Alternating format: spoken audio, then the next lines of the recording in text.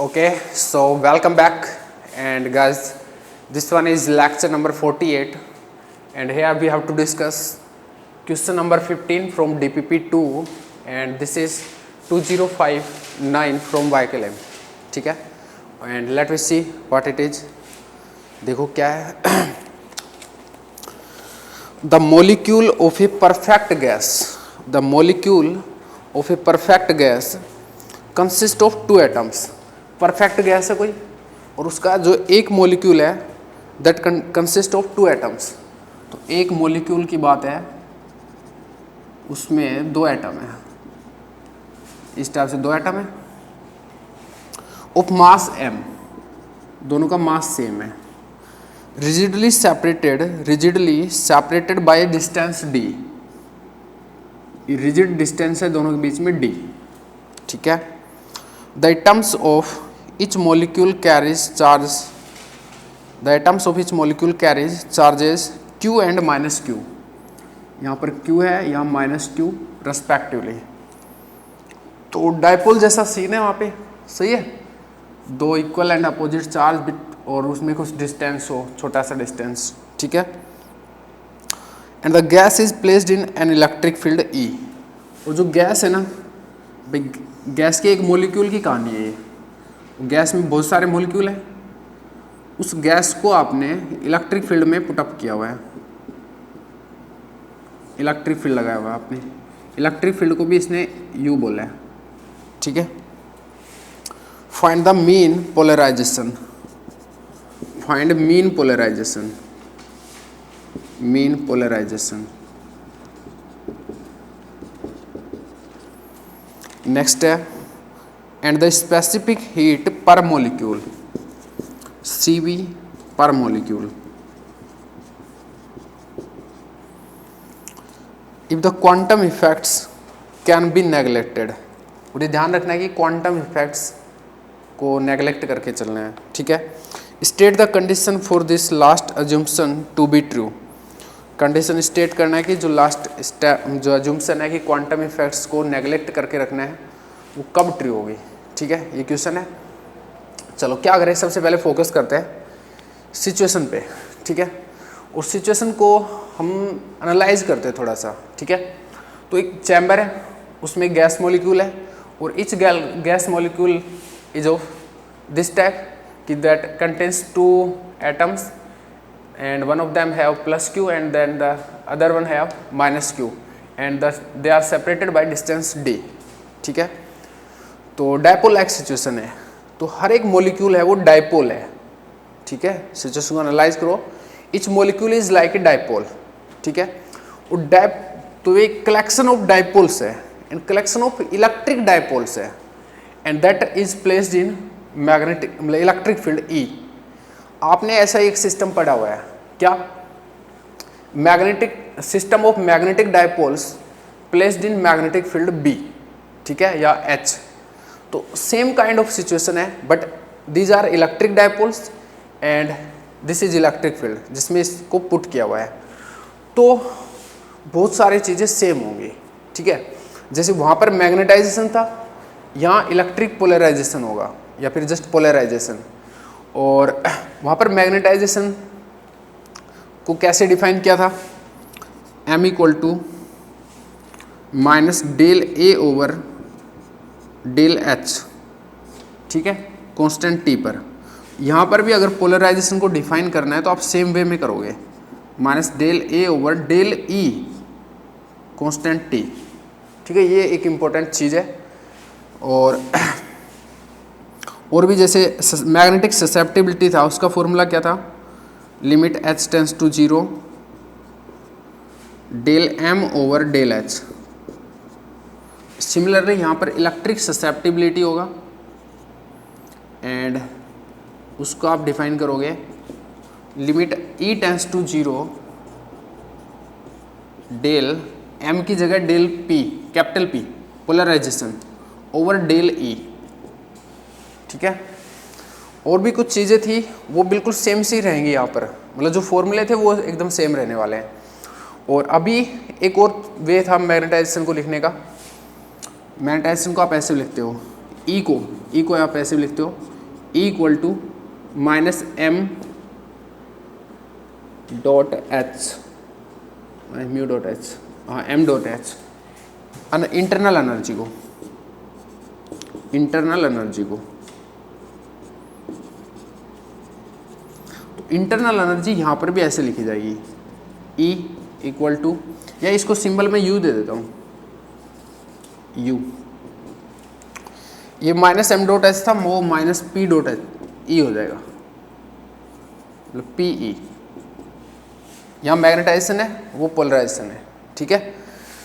Dot वैसे ये just multiply को शो कर रहा है, ठीक है, स्केलर स्टफ है, एम एच माइनस पी। अच्छा, तो बहुत सारी चीज़ें तो बिल्कुल सिमिलर ही है। और एक चीज़ और था कि जब मैग्नेटाइजेशन है उसको हम ऐसे भी फाइंड आउट करते थे क्लासिकल केस में। कैसे? मैग्नेटाइजेशन क्लासिकल केस में, magnetization in classical case, in classical case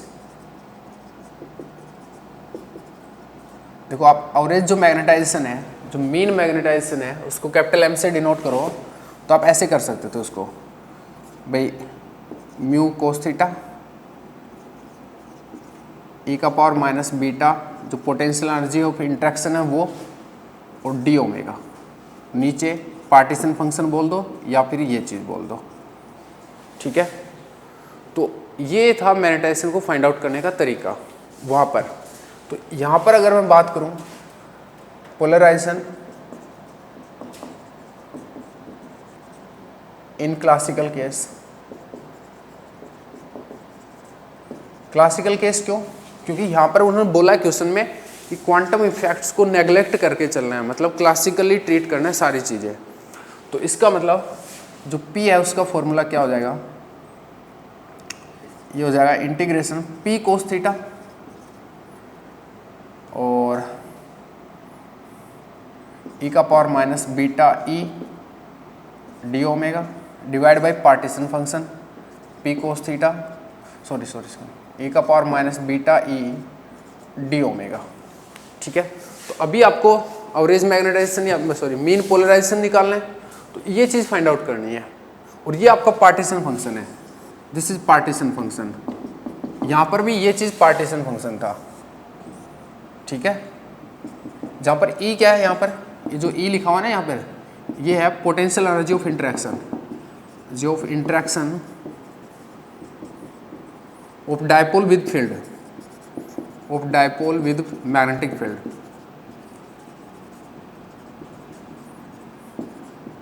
यहाँ पर ये क्या है, potential energy of interaction of dipole with electric field. यहाँ पर मैग्नेटिक डायपोल है, यहाँ इलेक्ट्रिक डायपोल है, आप और भी ज़्यादा प्रिसाइजली लिख सकते हो, electrical dipole with electric field, electrical की जगह electric dipole with electric field. यहाँ पर ये मैग्नेटिक डायपोल था, ठीक है, interaction of magnetic dipole with magnetic field, ये चीज़ है। और वैसे भी अगर देखो तो ये क्या होता था, E minus P dot minus magnetic को म्यू से डिनोट करते ना, तो माइनस म्यू डॉट बी। यहाँ पर क्या हो जाएगा, potential energy of interaction E minus P dot E, ठीक है। यहाँ पर क्या सिचुएशन होती थी, आपका B जेड डायरेक्शन में ओरिएंटेड होता था और म्यू जो मैग्नेटिक डायपोल है एक इंडिविजुअल पार्टिकल का, वो ऐसे किसी थीटा एंगल पर ओरिएंट होता था, और थीटा कुछ भी ओरिएंटेशन हो सकती थी। सिमिलरली यहाँ पर क्या होगा, इलेक्ट्रिक फील्ड को आप जेड डायरेक्शन में लेके चलेंगे और ये P इलेक्ट्रिक डायपोल है, ये दोनों के बीच में एंगल होगा, ठीक है। यहाँ पर जो मैग्नेटिक डायपोल, मैग्नेटिक फील्ड जब अप्लाई करते हो तो उसका काम होता है मैग्नेटिक डायपोल को अपनी साइड में ओरिएंट कराना, ठीक है। सिमिलरली यहाँ पर भी इलेक्ट्रिक डायपोल का काम होता है, इलेक्ट्रिक फील्ड का काम होता है इलेक्ट्रिक डायपोल को अपनी साइड में ओरिएंट कराना। तो सेम सिचुएशन है, इसी वजह से ये चीज़। अगर यहाँ पे पोटेंशियल एनर्जी ऑफ इंटरेक्शन अगर हम देखें, पोटेंशियल एनर्जी ई से डिनोट करता हूँ उसको energy, minus P dot E, तो minus P cos theta, P E cos theta, ठीक है। यहां पर क्या होती थी, minus mu B cos theta, ठीक है। और उसके बाद में आप पार्टीशन फंक्शन फाइंड आउट करना चाहते हो तो पार्टीशन फंक्शन फाइंड आउट कर लो, और उसके बाद में ये वाली चीज़ कर लेना, यहाँ जो क्या है ए निकाल लेना और फिर ये चीज़ कर लेना, तब भी आंसर सेम आएगा। और अगर आप सीधा ये फॉर्मूला लगा के मीन मैग्नेटाइजेशन निकालना चाहते हो तो सीधा भी कर सकते हो, ठीक है। और यहाँ पर एक एडवांस चीज़ क्या हो सकती है, पी को आप क्या लिख सकते हो, डायपोल मूवमेंट है, तो डायपोल मूवमेंट क्या होता है, क्यू इंटू डी, दो चार्ज में से किसी एक का चार्ज ले लो और डिस्टेंस डी, तो यहाँ पर पी जो है वो क्यू डी होगा। तो ई को जो एनर्जी है उसको आप ऐसे भी लिख सकते हो, minus Q D E cos theta, ठीक है। अब दो वे है आपके पास, एक तो ये सीधा फॉर्मूला लगा दो या फिर पार्टीशन फंक्शन फाइंड आउट कर लो, बताओ क्या करना है। पार्टीशन फंक्शन फाइंड आउट करें, कुछ भी कर लो आएगा answer same. Partition function find out कर लेते हैं, तो करते हैं। अब मैं इसको हटा लेता हूँ क्योंकि मेरे को जो सिमिलरिटी थी उसको एस्टेब्लिश इसलिए करना था ताकि आपको चीज़ें जो पहले की नॉलेज है उसी से हो जाए। देखो अभी मेरे को कुछ भी नया नहीं सीखना पड़ा इलेक्ट्रिक डायपोल्स के लिए, क्योंकि सिमिलर काइंड ऑफ सिचुएशन होती है इस वजह से, ठीक है। तो देखो अब मैं इसको मिटा देता हूँ मैग्नेटिक वाले को, और इलेक्ट्रिक डायपोल का आधा काम तो हो गया, आगे का इस स्पेस में कर देता हूँ। पार्टीशन फंक्शन फाइंड आउट करते हैं, चलो।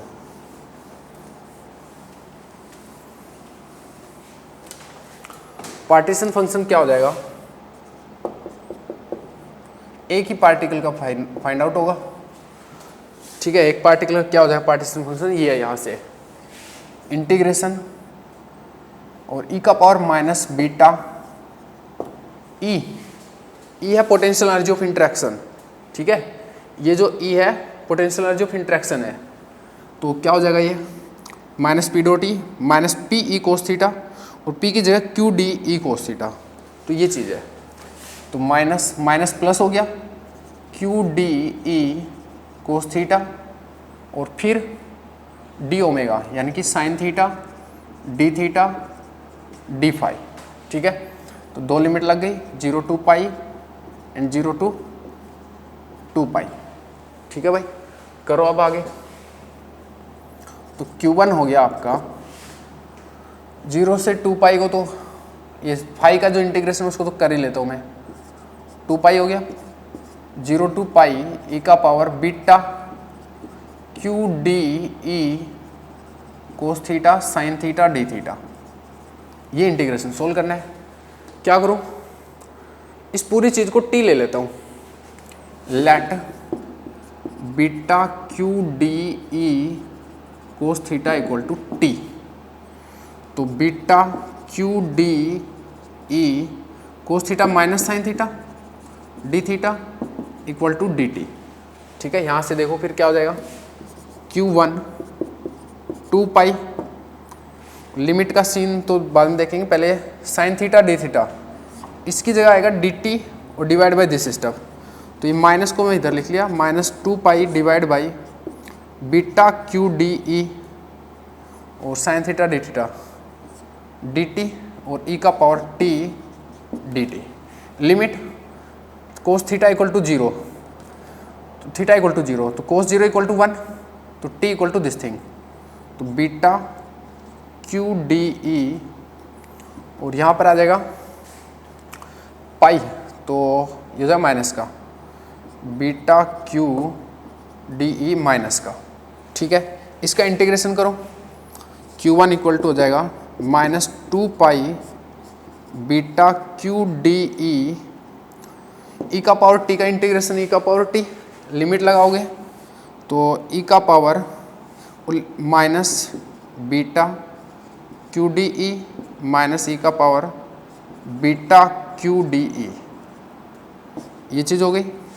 इस माइनस को अंदर ले लें तो क्या हो जाएगा 2 pi beta Q D E, minus को अंदर लोगे तो बीटा, ये वाला पहले लिखा जाएगा Q D E minus E का power minus beta Q D E. ये क्या हो गया, ई की पावर एक्स माइनस ई का power minus x twice of sine hyperbolic beta Q D E twice of sine hyperbolic beta Q D E. ये हो गया आपका single partition function, single particle के लिए पार्टीशन फंक्शन। सही है। और हमको मीन पोलराइजेशन निकालना है तो निकल जाएगा। देखो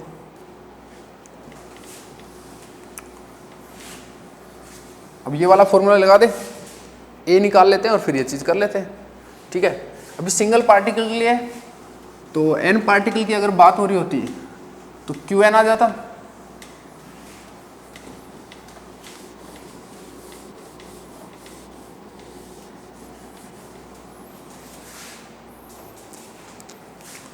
तो क्यू एन भी आप लिख सकते हो 2 पाई बीटा क्यू डी ई ओ का पावर, पूरे का पावर है ना 2 साइन हाइपरबोलिक। अच्छा 2 to 4 पाई कर दूं मैं, तो 4 pi sine hyperbolic beta Q D E का पावर एन। मैं एन मान के चलाऊं, क्वेश्चन में नहीं बोल रखा उसने, है ना, तो इसका मतलब क्वेश्चन में वो एन को कंसिडर नहीं करेगा, वो सिंगल पार्टिकल के लिए करेगा, पर वो कर देगा। ठीक है ना, कोई दिक्कत नहीं है। चलो उससे कोई फर्क नहीं पड़ता, एन आगे आके मल्टीप्लाई होता है बस। ठीक है। एक सिंगल पार्टिकल के लिए जो भी चीज़ कैलकुलेट करोगे एन के लिए चाहिए, पूरे गैस के लिए चाहिए, तो बस मल्टीप्लाई कर दो एन से। ठीक है, ऐसा कुछ रहेगा। तो अभी ए इक्वल टू क्या होता है, minus K T L N Q N, अगर मैं पूरे गैस पार्टिकल्स की बात करूं, और एन इसको ए को इंट्रोड्यूस कराएं minus K T L N, L N में ये रखोगे एन आगे आ जाएगा, तो minus N K T L N of 4 pi beta Q D E sine hyperbolic beta Q D E. ठीक है। ए हो गया आपका, पोलराइजेशन करना है पी, पी इक्वल टू होता है minus del A over del E keeping T constant. ठीक है, करते हैं। पी क्या हो जाएगा, minus del A, minus minus तो प्लस कर लो पहले तो। ठीक है। और ई के रिस्पेक्ट में करना है, ई है इलेक्ट्रिक फील्ड, जो ये रहा, ये इलेक्ट्रिक फील्ड है आपका, और बाकी यहाँ पर और यहाँ पर दोनों जगह पे है। ठीक है। तो देखते हैं, P इक्वल टू प्लस हो गया माइनस की वजह से, और एन के टी कॉन्स्टेंट है, N K T L N of something, something के अंदर भी है, तो L N something 1 over something, तो 1 ओवर समथिंग बोले तो ये चीज़ कर दूँ मैं 4 pi beta Q D E sine hyperbolic beta Q D E. ठीक है। अब समथिंग का, समथिंग में है ये पूरा चीज़, उसमें ई यहाँ पर भी और यहाँ पर भी है, तो एक बार तो इसका कर देते हैं फिर इसका कर लेंगे। तो 4 पाई बीटा क्यू डी, ये तो कांस्टेंट है, माइनस 1 बाई ई स्क्वायर, और sine hyperbolic as it is, sine hyperbolic beta Q D E. ठीक है। अच्छा प्लस ऊपर ये वो चीज़ है ना, जो भी मैं लिखूंगा ऊपर ही है, और वो है अब ये चीज़ कांस्टेंट और साइन हाइपरबोलिक का, तो उसको मैं यहाँ लिख दूँ यार 4 pi beta Q D E sine hyperbolic का cos hyperbolic beta Q D E, और फिर उसका वापस से जो अंदर है उसका हटा दूँ क्या यार, अंदर है उसका करें तो ई के रेस्पेक्ट में करना है, तो बीटा क्यू डी। ठीक है। अब मैं इसको आगे लिख लूँ तो बेटर है यार, 4 pi beta Q D E cos hyperbolic beta Q D E beta Q D Q D Q D Q D. अभी चीज़ सही है। चलो अभी इसको रफ करते हैं एक बार, सेम फॉर्मूला है तो उसको कोई दिक्कत है नहीं रफ करने में। और तुम कहो तो मैं इसको भी रफ कर लूँ और इसको बाद में करेंगे। चलो इसका भाग दे दे, इससे डिवाइड करोगे, एनकेटी तो बाहर था पूरा, एनकेटी इससे डिवाइड करोगे तो 4 pi beta Q D, 4 pi beta Q D ई है, यहाँ पर माइनस ई स्क्वायर है, तो -1/e बचेगा, बाकी सब साइन से साइन भी कट जाएगा, -1/e प्लस ये जो फैक्टर है, ये फैक्टर यहाँ पर भी है तो कैंसिल, ये साइन है, ये कोस है, cot hyperbolic beta Q D E और beta Q D as it is है, क्यू डी, ठीक है, beta Q D E, perfect है भाई। अच्छा अब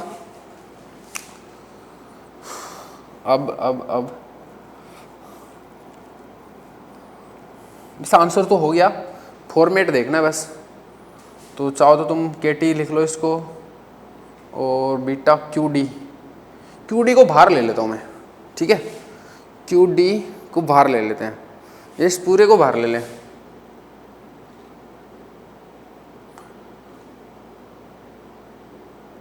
बीटा को बाहर लेते हैं, बीटा क्यू डी पूरा बाहर लेते हैं, तो P equal to N K T beta Q D बाहर ले लिया, इसको पहले लिख लूँ कोटा हाइपरबोलिक को, बीटा क्यू डी ई -1/e, तो बीटा क्यू डी ऊपर नीचे मल्टीप्लाई करोगे नीचे बस बीटा क्यू डी बचेगा, बीटा क्यू डी ई, ये चीज हो गया। और ये वैसा ही है, cot hyperbolic of x -1/x, जो लैंगविन फंक्शन होता है वैसा का वैसा ही है, ठीक है। अब की बार x ये है but Q D E, beta Q D ई। यहाँ पर एक चीज़ और भी कर सकते हो, के टी है यहाँ पर, तो बीटा को 1/kt लिखोगे, कैंसिल हो जाएगा, एन क्यू डी, और ये लैंगविन फंक्शन है कोट हाइपरबोलिक, इसको मैं टी में लिख लूँ, Q D E by K T minus K T by Q D E. ये आपका है पोलराइजेशन पूरे गैस के लिए, एन पार्टिकल्स के लिए। सिंगल पार्टिकल के लिए होता तो यहाँ पे एन नहीं आएगा, वो आपको वेरी क्लियर है कि एन कैसे जनरेट हुआ था यहाँ पे, ठीक है। वो आंसर मैच कराओ एक बार।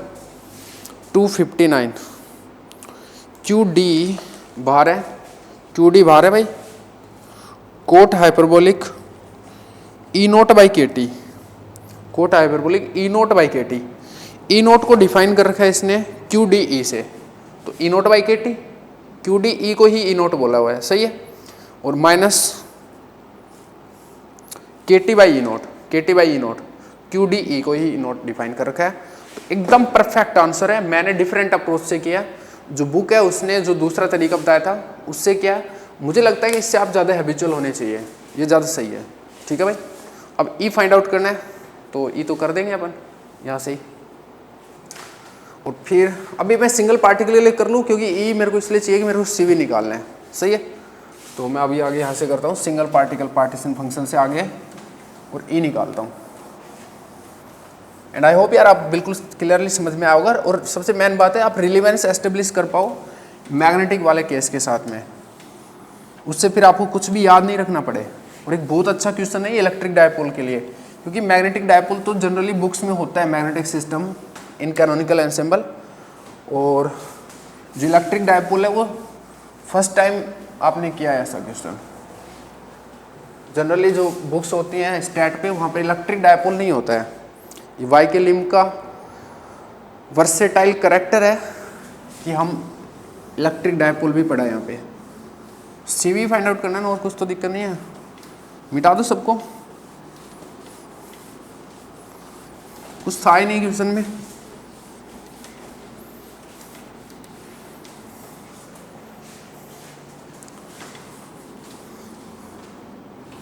चलो मैं करता हूँ, इतने तुम लिख लो। ई क्या होता है भाई, minus del over del beta ln of Q. अब बात आती है, तुम एक सिंगल पार्टिकल के लिए कर रहे हैं, क्योंकि CV पर मोलिक्यूल निकालनी है, तो Q1 कर लेते हैं यहाँ पे। और वैसे भी आपका ये भी उसने Q1 के लिए किया था, ठीक है। मैंने तो एन वैसे बोल मान लिया था, तुमको बताया भी था पूरी गैस के लिए करना है, तो ऐसे कोई दिक्कत नहीं उस चीज़ में। ln ऑफ Q1 इज है 4 pi beta QDE sine hyperbolic beta QDE, सही है। अच्छा, बीटा के रिस्पेक्ट में करना है, तो ई का ई इक्वल टू क्या हो जाएगा, माइनस है यहाँ पे, माइनस ln समथिंग है तो 1 ओवर समथिंग, तो माइनस 1 ओवर समथिंग, तो 4 पाई बीटा QDE और साइन हाइपरबोलिक बीटा QDE, सही।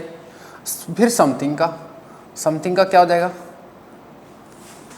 अब समथिंग में यहाँ पर भी बीटा है और यहाँ पर भी बीटा है, तो एक बार तो इसका और फिर इसका, तो एक बार इसका कर लेते हैं। 4 पाई QDE 1 बाई बीटा का हो जाएगा माइनस 1 बाई बीटा स्क्वायर, और sine hyperbolic as it is beta QDE plus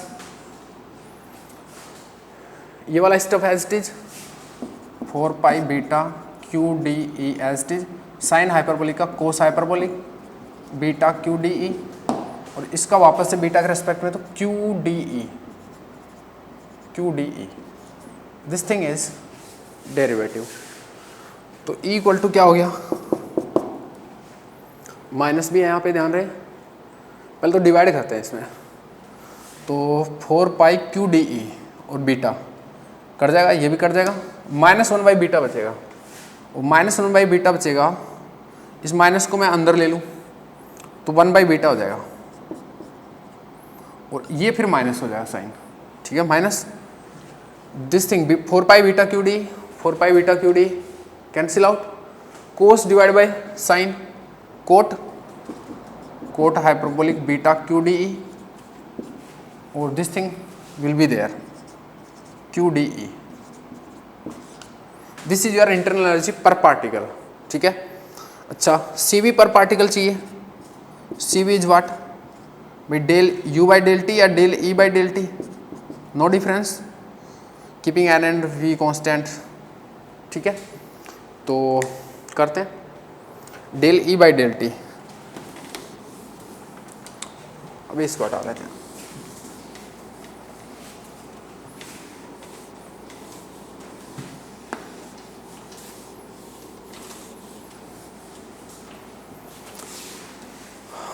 देखो del E by del T, पहले टी के फॉर्मेट में बदल लें यार इसको, ताकि अपने को दिक्कत नहीं आए।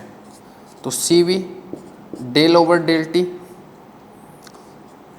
और के 1 बाई बीटा KT हो जाएगा, माइनस QDE पहले लिख लूँ, बीटा है नहीं, cot hyperbolic QDE by KT, इसका डेरिवेटिव करना टी के रेस्पेक्ट में। CV इक्वल टू क्या हो जाएगा, K, इसका तो भाई K हो गया, और माइनस ये QDE कांस्टेंट है, कोट हाइपरबोलिक क्या होता है, माइनस ऑफ कोसेक स्क्वायर, तो माइनस माइनस प्लस हो गया, cosec hyperbolic square QDE by KT, और फिर समथिंग का वापस करना पड़ेगा, तो टी के रिस्पेक्ट में, तो QDE बाई के constant minus 1 by T square, ठीक है। तो CV इक्वल टू हो गया K प्लस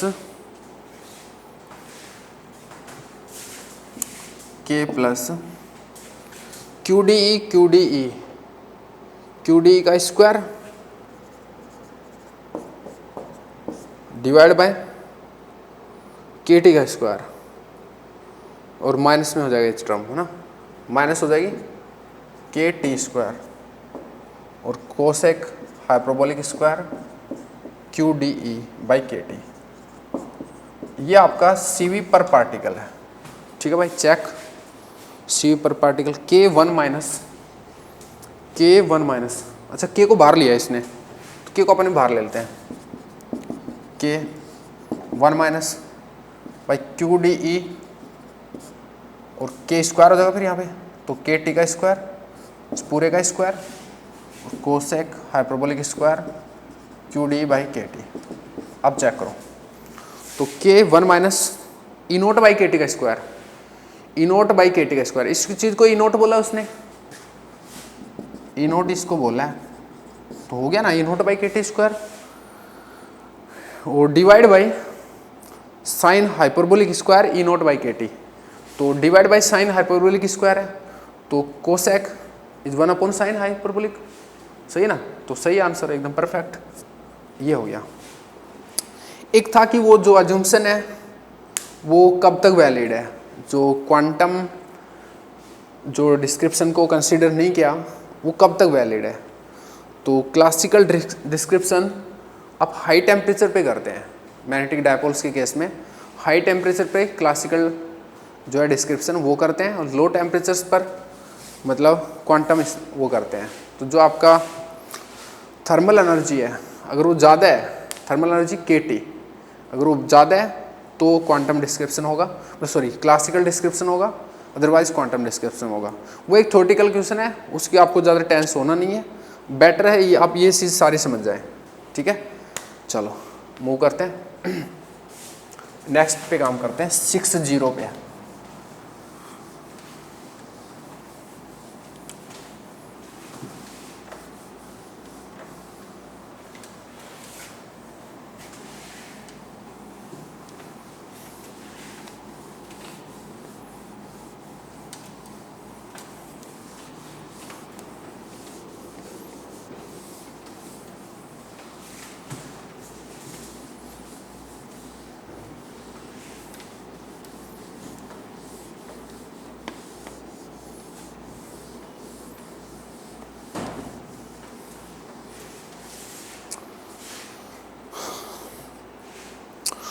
नेक्स्ट प्रॉब्लम है प्रॉब्लम नंबर 17, 2060 लिम, क्वेश्चन 17 DPP2, ठीक है, पढ़ते हैं। The response of polar substances, the response of polar substances like for example HCl, H2O, polar मतलब जिनके पास डायपोल मूवमेंट है, HCl हो गया, H2O हो गया, ये सब डायपोल मूवमेंट है, पोलर मॉलिक्यूल्स हैं, एक परमानेंट इलेक्ट्रिक डायपोल मूवमेंट होता है इन पे, ठीक है। The response of polar substances to applied electric fields can be described in terms of a classical model which attributes to each molecule a permanent electric dipole movement of magnitude P। ये बोल रहा है कि classical model है, उससे इस चीज़ को describe कर सकते हैं कि एक जो पोलर मॉलिक्यूल्स को जब इलेक्ट्रिक फील्ड में पुट करते हैं तो इनका क्या बिहेवियर होता है, उसको हम ऐसे डिस्क्राइब कर सकते हैं क्लासिकल मॉडल से कि हर मॉलिक्यूल के पास में इलेक्ट्रिक डायपोल मूवमेंट है, परमानेंट इलेक्ट्रिक डायपोल मूवमेंट है P, तो ये तो होता है, ठीक है। वो क्लासिकल मॉडल अभी जो किया वही चीज़ होगी। Write down a general expression for the average macroscopic polarization, write down a general expression for the average macroscopic polarization P average P bar dipole moment per unit volume for a dilute system of n molecules per unit volume at temperature T in a uniform electric field E। तो अभी जो किया ना वही है, average polarisation पूछा है और n पार्टिकल्स हैं, स्मॉल n मॉलिक्यूल्स हैं, वहाँ पे सेम आंसर होगा जो अभी किया है, उसमें दिखा देते हैं, अभी करेंगे इसको, आंसर सेम ही यहाँ, तो कर लेंगे उसको, कोई बात नहीं। Calculate explicitly an approximate result for the average macroscopic polarization at high temperatures. High temperature पे वो देखना है, तो अगर आपको ध्यान हो लैंगविन फंक्शन बनता है, लैंगविन फंक्शन हाई टेम्परेचर्स पे कैसे बिहेव करता है वो हमको अच्छे से पता है, बाकी दोनों क्वेश्चन हो जाएंगे। तो क्लासिकल मॉडल है और एवरेज पोलराइजेशन देखना है, तो average polarisation P capital P से डिनोट करते हैं, ये होता है minus del A over del E keeping T constant. A होता है minus K T L N Z या एल एन क्यू एन, यहाँ पर स्मॉल एन है तो स्मॉल एन लिख देता हूँ मैं। तो क्यू एन हमको फाइंड आउट करना है, और क्यू एन फाइंड आउट करने से पहले क्यू वन पता होना चाहिए ताकि हम ये चीज़ कर पाएँ, ठीक है। तो क्यू वन क्लासिकल ट्रीटमेंट है, तो ये हो जाएगा ई का पावर माइनस बीटा ई। यह है पोटेंशियल एनर्जी ऑफ इंट्रैक्शन। आप इससे इलेक्ट्रिक फील्ड से और इससे वो ना हो, कन्फ्यूजन ना हो। अब मैं कुछ नहीं कर सकता यार, क्या करूं, ठीक है। यू सिंबल दे दो इसको, पर यू फिर इंटरनल एनर्जी के लिए। पोटेंशियल एनर्जी ऑफ इंट्रैक्शन है कैपिटल ई। इसको इलेक्ट्रिक फील्ड को मैं ऐसे लिख दूंगा, ठीक है। आगे से इलेक्ट्रिक फील्ड को ऐसे लिख देंगे, बीटा ई डी ओमेगा, बस तो कर लो।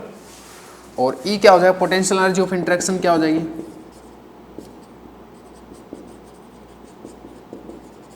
पी डायपोल मूवमेंट बोला ना उसने, तो माइनस पी डॉट ई, एक सिंगल पार्टिकल के लिए बात हो रही है, माइनस पी डॉट ई। इलेक्ट्रिक फील्ड को मैं ऐसे डिनोट कर देता हूँ, तो ये हो गया minus P cos theta, P E cos theta, बस। तो फिर क्या है, Q1 ई का पावर माइनस बीटा ई, तो माइनस माइनस प्लस बीटा और P E cos theta, beta P E cos theta, और ये हो जाएगा sine theta D theta D phi.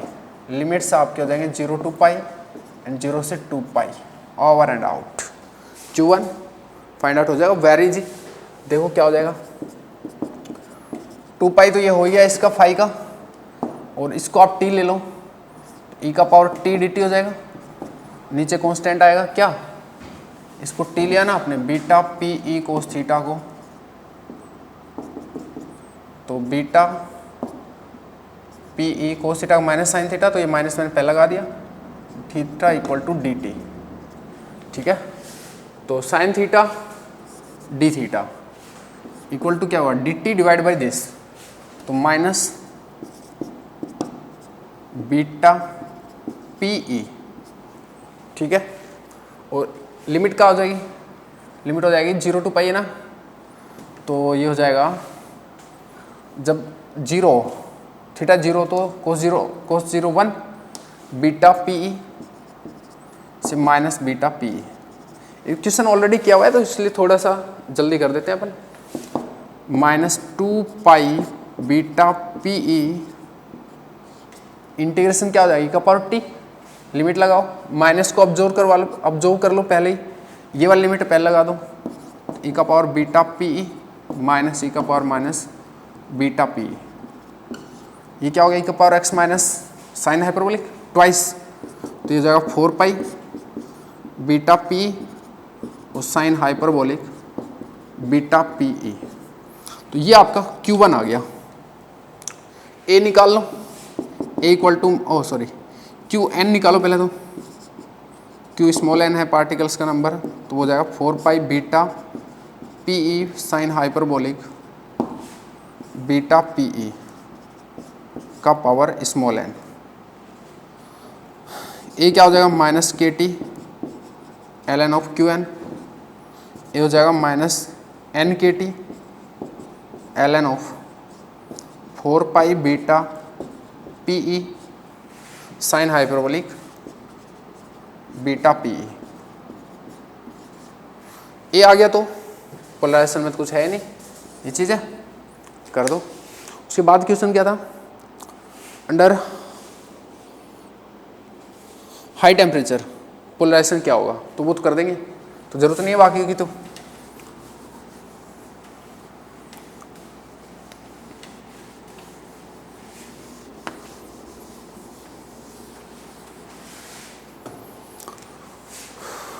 A equal to हो गया, ए तो हो गया था पी, पोलराइजेशन कैपिटल पी है, पोलराइजेशन पर होता है पोलराइजेशन पर यूनिट वॉल्यूम, वो होता था magnetisation per unit volume. Capital M का मतलब होता है मैग्नेटाइजेशन पर यूनिट वॉल्यूम। यह पोलराइजेशन मतलब dipole movement, electric dipole movement per unit volume, वो है इलेक्ट्रिक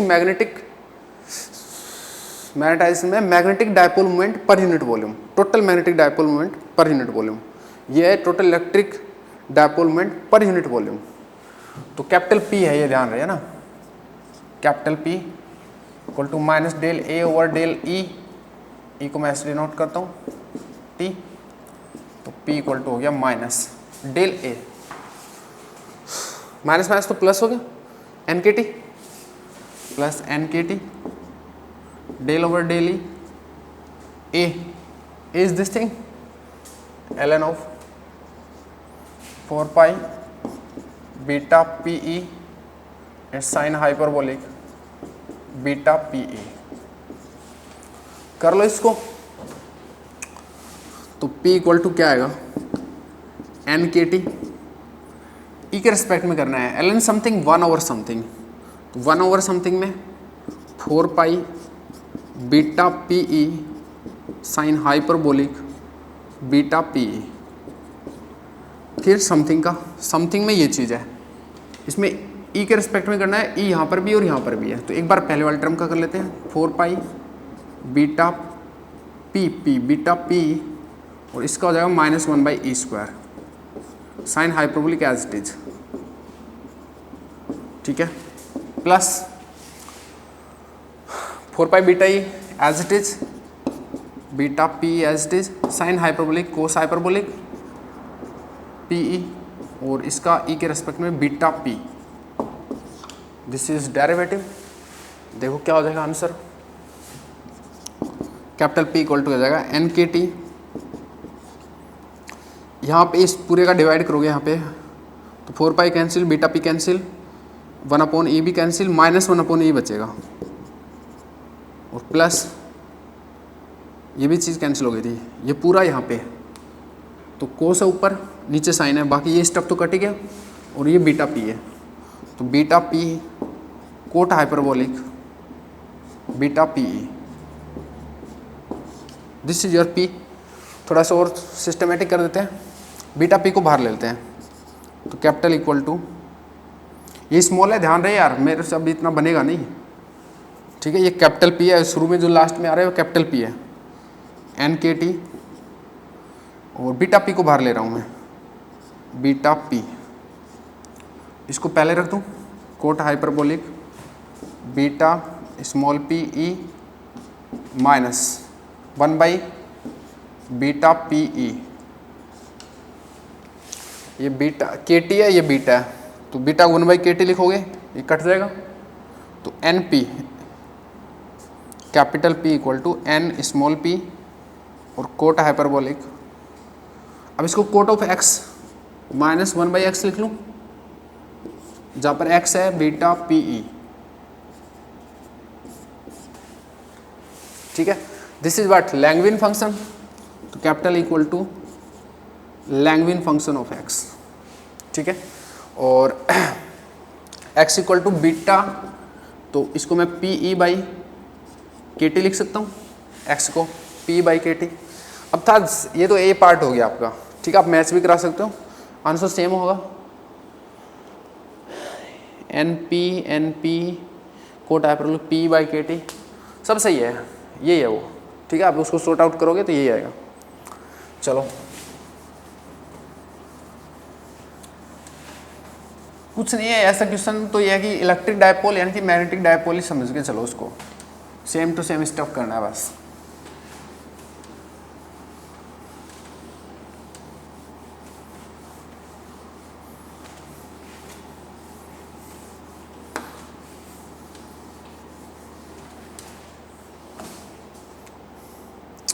अब T हाई पे बात कर रहा है वो, तो x इक्वल टू क्या है PE/KT, तो अगर T हाई है x क्या है भाई, लो, कम है ना, ठीक है, तो इसका मतलब x << 1 का केस है, और इस पर्टिकुलर केस में आपको पता होना चाहिए लैंगविन फंक्शन क्या होता है। अब लैंगविन फंक्शन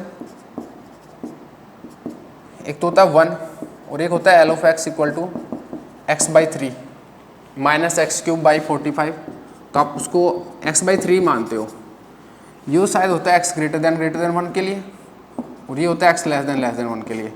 ये आपको ध्यान रखना पड़ेगा कौन सा किसके साथ है, ठीक है, मेरे को देखना पड़ेगा। तो मैं यही देख लेता हूँ सॉल्यूशन में, इसको x/3 लिखते हैं यहाँ पे, ठीक है, मतलब अपना x < 1, तो मैंने सही लिखा है, ठीक है। इसको जस्ट x/3 लिखते हैं, तो बस आपको इसका भी ज़रूरत नहीं है, आप जस्ट इतना ही याद रखो, x/3 लिखते हैं। तो फिर क्या हो जाएगा, p क्या हो जाएगा, NP x/3, NP x/3, x तो बीटा मतलब PE/KT है, PE/KT 3KT, x/3 है ना, तो NP² E/3KT।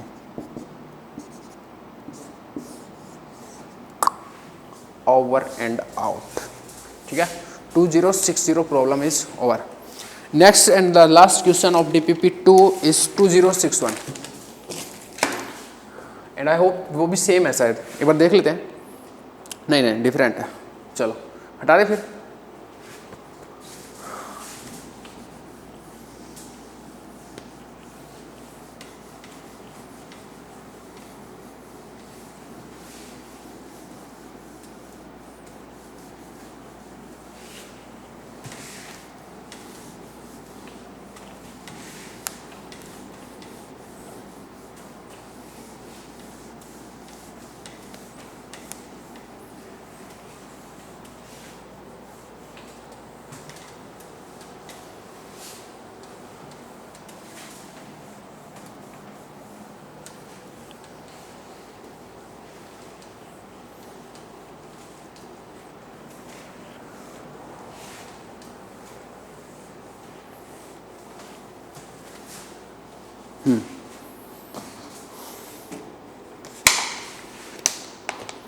क्वेश्चन देखो क्या है,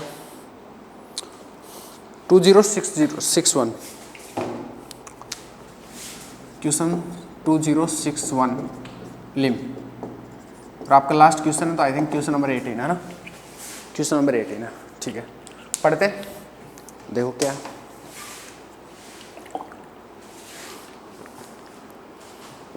The entropy of an ideal permanent, the entropy paramagnet है, the entropy of an ideal paramagnet in a magnetic field is given approximately by S equal to S0 minus Cu square.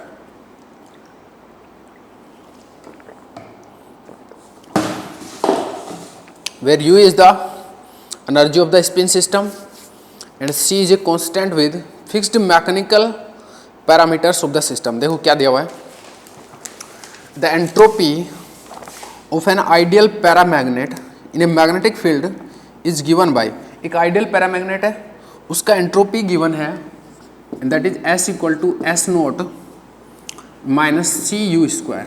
ये entropy given है एक paramagnet का, एक ideal paramagnet का, ठीक है।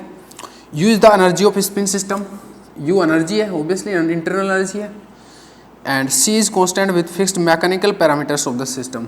C कोई constant है, U energy है। Using A part है, using the fundamental definition of temperature, determine the energy of the spin system as a function of T. Using the fundamental definition of temperature, determine the energy U of the spin system as a function of T. Fundamental definition of temperature को use करते हुए U find out करना है as a function of T by fundamental definition of temperature, by using fundamental definition of temperature.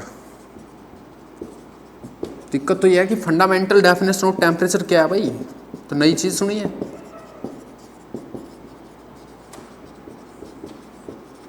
Fundamental definition of temperature, तो देखो fundamental definition of temperature क्या है, सबसे पहले इसको समझो।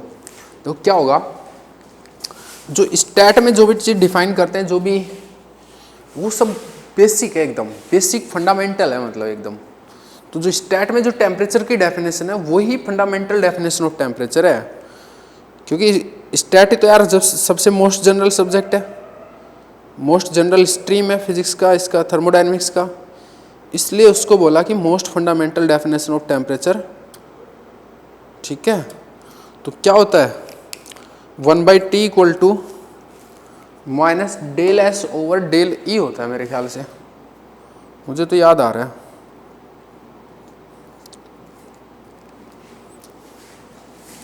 ये होता है 1/t equal to minus del S over del U keeping N and V constant. ये होता है, ये आपने पढ़ा होगा माइक्रो कैनोनिकल एंसेंबल में, ठीक है, जहाँ पर एंट्रोपी लीडिंग फ्रंट पे होता है। तो जो आप फर्स्ट लॉ लगा के आप इसको फाइंड आउट भी कर सकते हो, d U plus P d V, हाँ प्लस आएगा माइनस म्यू डी एन।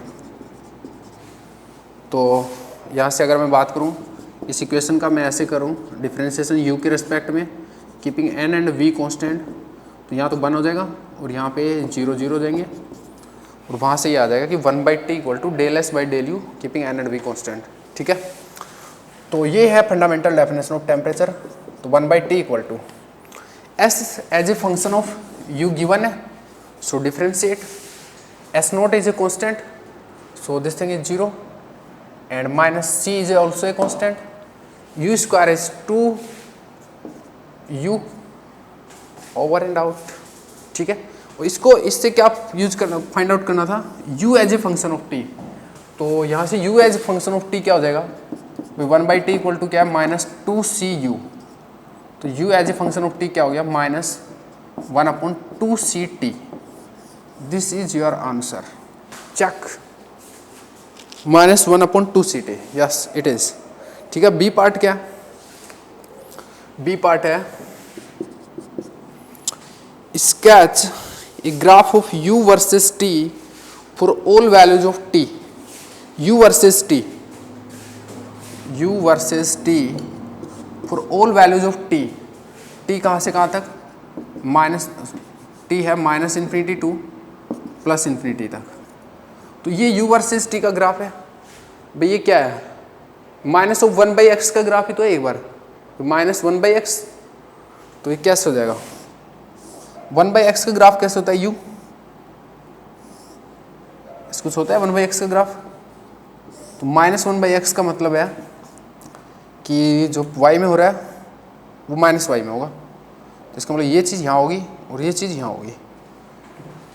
ये 1/x का ग्राफ है और आपको माइनस 1/x का बनाना है, तो ये जो चीज़ है वो यहाँ होगी, इसका मतलब ये यहाँ और ये यहाँ, ये ग्राफ बनेगा भाई u वर्सेस t का, चेक। हाँ इट इज सही है, चलो next.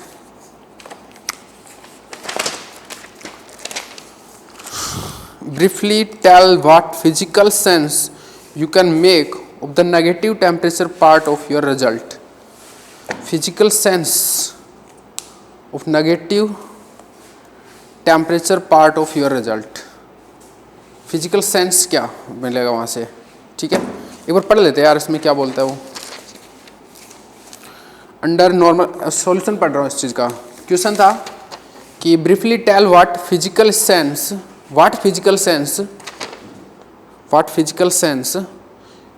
You can make of negative temperature part of your result. जो नेगेटिव टेम्परेचर पार्ट है उससे क्या फिजिकल सेंस आपको निकलता है वहाँ से, ठीक है। एक बार पढ़ना पड़ेगा इस चीज़ को। तो इसने सॉल्यूशन में मेंशन किया हुआ है कि under normal conditions the number of particles in higher energy level states is smaller than that in lower energy states.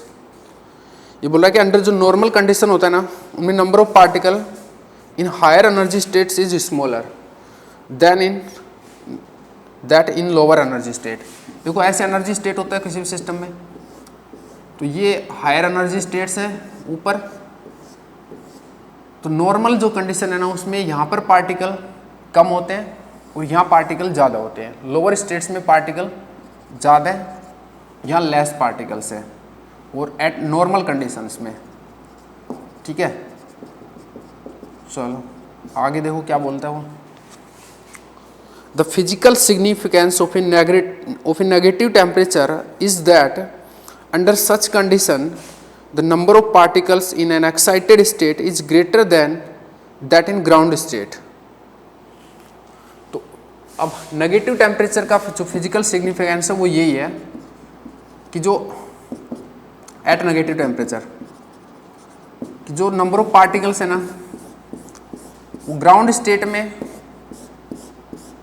कम है, यहाँ पर कम है और यहाँ ज़्यादा है। एक्साइटेड स्टेट्स में मोर है, लोअर स्टेट्स में लेस है। मतलब पॉपुलेशन इन्वर्जन हो गया, सही ना। पहले ऐसा था कि यहाँ ज़्यादा थे यहाँ कम थे, अब ये ऐसा हो गया कि ऊपर ज़्यादा हो गए नीचे कम हो गए। उसने ग्राउंड स्टेट बोला इसलिए मैंने यहाँ पे ग्राउंड स्टेट पे ही सिर्फ ये किया, पूरा लोअर स्टेट नहीं बोला मैंने ना। तो पॉपुलेशन इन्वर्जन हो जाता है नेगेटिव टेम्परेचर पे, ठीक है। ऐसा कुछ आप समझ सकते हैं। और वापस पढ़ते हैं, the physical significance of a negative temperature is that under such condition the number of particles in an excited state is greater than that in the ground state. बिल्कुल सही है, पॉपुलेशन इन्वर्ज हो गया। That is there are more particles with magnetic movements anti parallel to the magnetic field than those with magnetic movements parallel to the magnetic field. वापस पढ़ते हैं, that is there are more particles, मतलब ये more particles with magnetic movements anti parallel to the magnetic field. ये magnetic field है और इसके anti parallel, मतलब मैग्नेटिक मूवमेंट यहाँ ओरिएंट होगा। एंटी पैरेलल का मतलब है जेड कंपोनेंट इधर हो, ठीक है ना। और ये वाले जो पार्टिकल है इनके लिए पैरेलल है, मतलब इनके लिए म्यू ऐसे ओरिएंटेड है। तो यार ये चीज़ तो मेरे को याद रखनी पड़ेगी। नेगेटिव टेम्परेचर का जो कंसेप्ट है वो थोड़ा सा उल्टा सीधा ही रहता है, जल्दी से उस अपन उतना ऑब्जॉर्व नहीं कर पाते। तो यहाँ से कुछ तो हमको अच्छा सीखने को मिला कि नेगेटिव टेम्परेचर पे एक तो पॉपुलेशन इन्वर्जन हो जाता है, कि एक्साइटेड स्टेट्स में ज़्यादा पार्टिकल होते हैं, इसीलिए वो ज़्यादा एनर्जी का स्टेट होता है। जो नेगेटिव टेम्परेचर है वो हॉटर रीजन होता है, क्योंकि वहाँ पर ज़्यादा पार्टिकल ज़्यादा एक्साइटेड स्टेट्स में है, ठीक है। ज़्यादा पार्टिकल एक्साइटेड स्टेट में है तो सिस्टम का जो एनर्जी है वो ज़्यादा है, इसलिए उसको बोलते हैं हॉटर रीजन है, ठीक है। और ये जो सिचुएशन है, मतलब जो एक्साइटेड स्टेट में पार्टिकल होता है उनमें स्पिन है वो एंटी पैरेलली ओरिएंट होता है और यहाँ पर पैरेलली ओरिएंट होता है। चलो बढ़िया बात है। इसका भी आप ऐसे समझ सकते हैं कि एंटी पैरेलली क्यों। देखो इस पर्टिकुलर केस में जो एनर्जी होता है और इसमें एनर्जी होता है वो क्या होता है, इसमें energy I think minus P dot ई होता है, इसमें